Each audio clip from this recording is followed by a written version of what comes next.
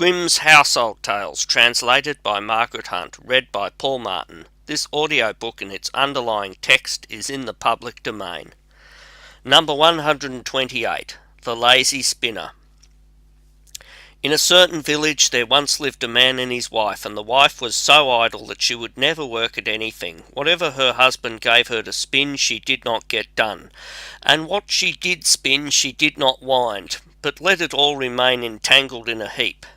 If the man scolded her, she was always ready with her tongue, and said, "Well, how should I wind it when I have no reel? Just you go into the forest and get me one." "If that is all," said the man, "then I will go into the forest and get some wood for making reels." Then the woman was afraid that if he had the wood, he would make her a reel of it, and she would have to wind her yarn off, and then begin to spin again.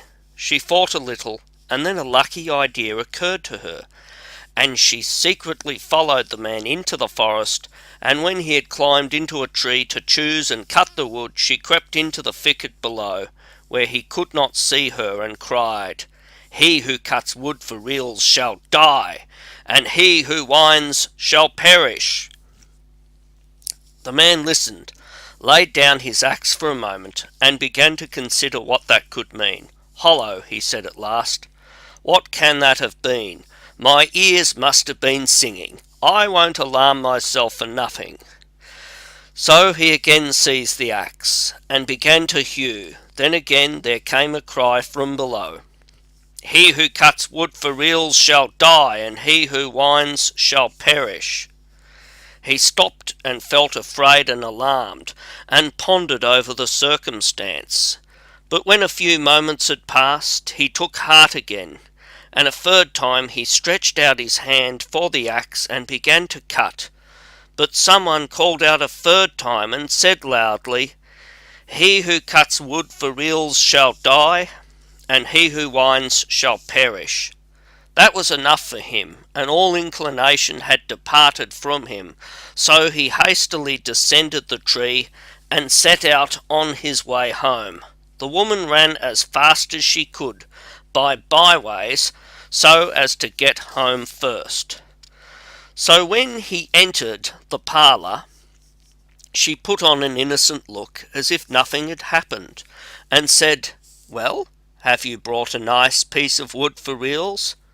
"No," said he, "I see very well that winding won't do," and told her what had happened to him in the forest, and from that time forth left her in peace about it.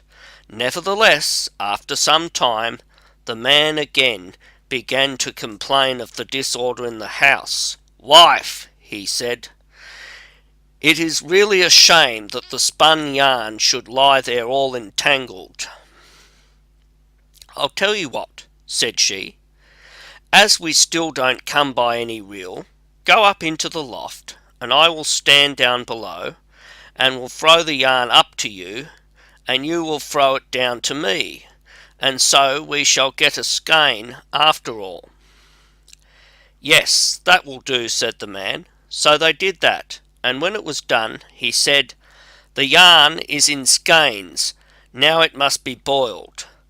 The woman was again distressed. She certainly said, "Yes, we will boil it next morning early," but she was secretly contriving another trick. Early in the morning she got up, lighted a fire, and put the kettle on, only instead of the yarn she put in a lump of tow and let it boil. After that she went to the man, who was still lying in bed, and said to him, "I must just go out, and you must get up and look after the yarn which is in the kettle on the fire. But you must be at hand at once, mind that, for if the cock should happen to crow, and you are not attending to the yarn, it will become tow." The man was willing, and took good care not to loiter. He got up as quickly as he could and went into the kitchen, but when he reached the kettle and peeped in, he saw to his horror nothing but a lump of tow. Then the poor man was as still as a mouse, thinking he had neglected it, and was to blame, and in future said no more about yarn and spinning, but you yourself must own she was an odious woman. Grimm's Household Tales,